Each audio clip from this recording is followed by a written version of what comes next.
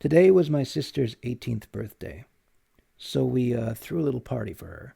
We gave her some presents, we had some cake, we had some laughs, we had some fun, and then at the end of the party, we decided, why don't we watch a movie? And so we were trying to think of what movie we should watch, and she kind of wanted to watch an animated film. So we decided to watch a movie called Leap. Leap is an animated 3D animated film that came out in 2016. It was about this orphan girl in Paris who wants to become a dancer, a ballerina dancer. That's her dream, and so she goes after that dream and stuff happens. So we decided, hey, yeah, that might be a good movie. Let's try it.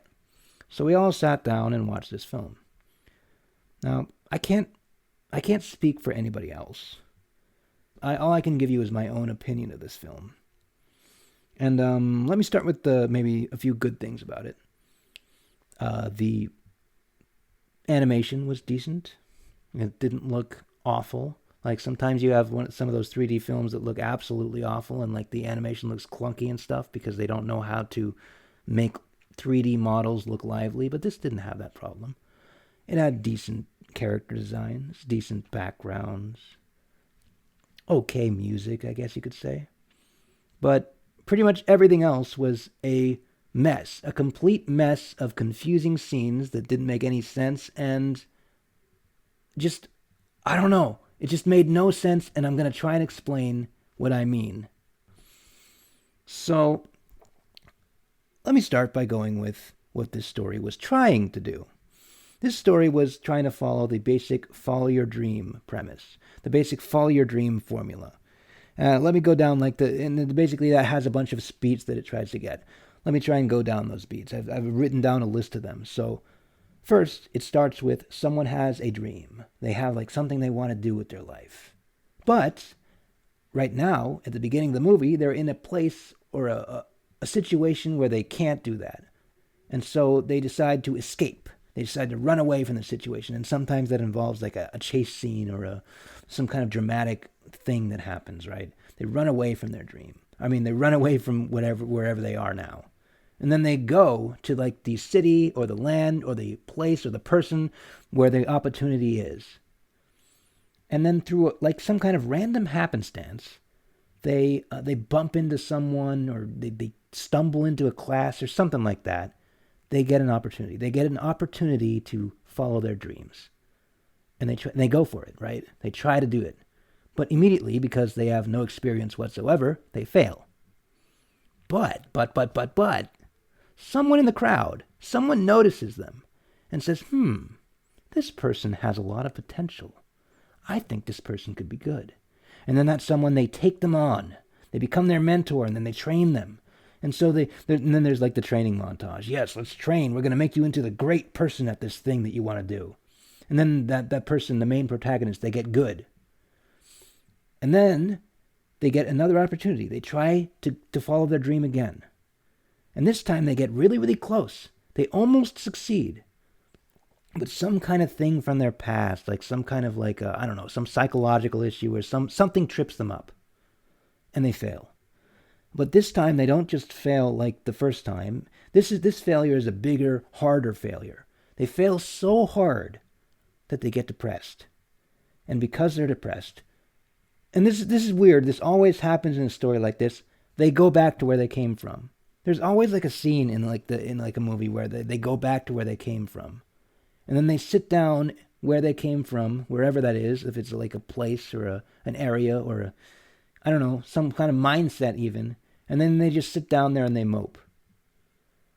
And in the midst of their moping, they notice something in the background. They know it might be an object, or it might be a person tells them something, or they see some kind of writing on the wall. And then that thing somehow reminds them of where they wanted to go, like why they wanted to be this thing in the first place, why they had the dream in the first place, and they get super inspired. And usually this is like a part where there's like triumphant music, and they're like, I'm gonna go after my dreams again. And then they go back to the land of opportunity, and then like at this point, because I don't know why this happens, but there's always some kind of chase scene. Like there's some kind of chase scene. I don't know, even if it doesn't make sense for there to be a chase scene, there's just some kind of chase scene. And then eventually they get another opportunity. They try their hardest. It looks like they might fail, but then they succeed. and then they win. And then that is pretty much the point where the movie ends. All right?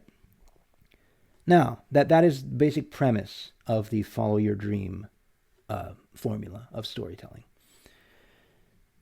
A normal writer, a normal person trying to write this story, would think of all of these elements, think of all of these story beats, and try to connect them in a way that logically makes sense. Like one thing happens, and then that thing that happens leads to another thing.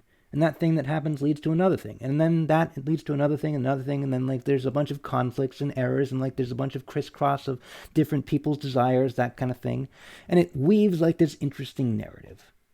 And it's like, when you watch it, it's like you're watching a bunch of dominoes all knocking into each other perfectly. One thing always leads to another, and it always makes sense.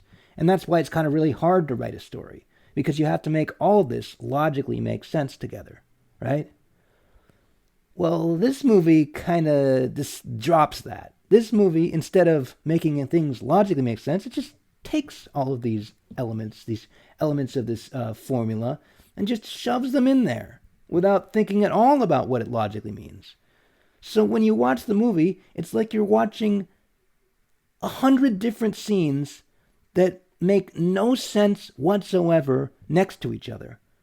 They're just like, you're just watching scenes. Instead of a movie, it's just a collection of scenes that are all linked to each other. And the only reason you even know that this is a story is because you know the story tropes. You know the stereotypes, the cliches that happen, right? You know how this story is supposed to go. So you can sort of form in your brain what this story is trying to do.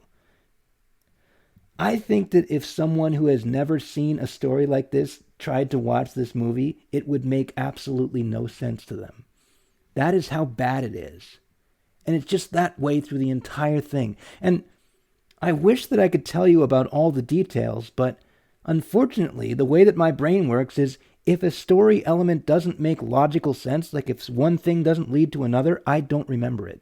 Like, I can only remember a story that makes sense, right?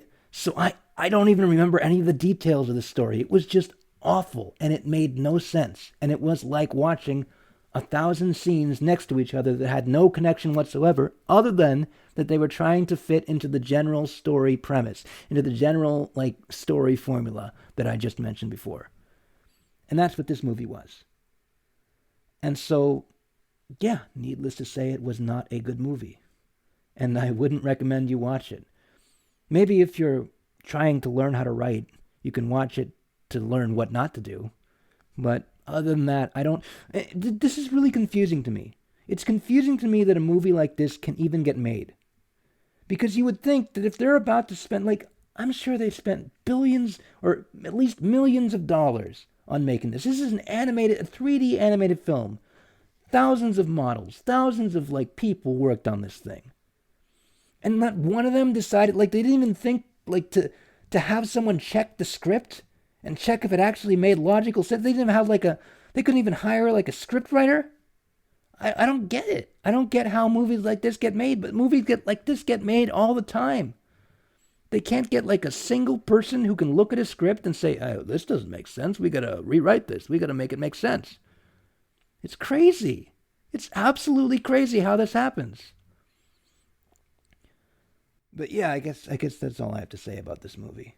I haven't even talked about any of the details. I don't remember the details, like I said. That's all I have to say for this episode of the Kokino Podcast. Hey, this is almost a classic episode. It's almost 10 minutes long. I guess I will see you guys on the next one, and I hope you enjoyed this one. Goodbye.